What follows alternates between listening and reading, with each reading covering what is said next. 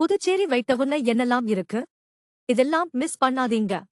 Prince நகரின் சாயல், கடற்கரை வாசம், ஆன்மீக தலங்கள், குழந்தைகள் சுற்றுலா, இயற்கை எழில் என்று புதுச்சேரி நகரம் முழுவதும் அழகும் அமைதியும் உள்ளது. புதுச்சேரியின் மையம், ஹார்ட் ஆப் தி சிட்டி என்று சொல்லப்படுவது, நகரின் வைட்டவுன் என்ற பகுதியாகும். புதுச்சேரிக்கு செல்பவர்கள், வைட்டவுன் முழுவதும் என்னென்ன இடங்களை சுற்றி பார்க்கலாம் தெரியுமா? புதுச்சேரியின் தனித்துவம் பிரெஞ்ச் காலனியில், பிரெஞ்ச் பழக்கவழக்கங்களில் உள்ளன. வைட்டவுன் முழுவதுமே சாம்பல், மஞ்சள் நிற கட்டடங்கள், சாலைகளில் பெரிய பெரிய மரங்கள், அசல் பிரெஞ்ச் உணவகங்கள் என்று நிரம்பி வழிகின்றன. புதுச்சேரியில் மிகப்பெரிய அடையாளங்களில் ஒன்று அரவிந்தர் ஆசிரமம். மணக்குள விநாயகர் கோவில், அரவிந்தர் ஆசிரமம் இரண்டும் எதிரெதிரே வைட்டவுனில் அமைந்துள்ளது. புதுச்சேரியில் வைட்டவுனில் பார்க்க வேண்டிய இடங்களில் அருங்காட்சியகமும் ஒன்று.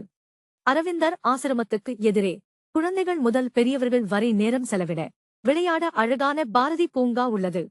புதுச்சேரியில் மகாகவி பாரதியார் சில ஆண்டுகள் வாழ்ந்தார். பாரதி இல்லம், அவரது நினைவுகள், அவர் பயன்படுத்திய பொருட்கள் மற்றும் பொக்கிஷமாக பாதுகாக்கப்படுகிறது.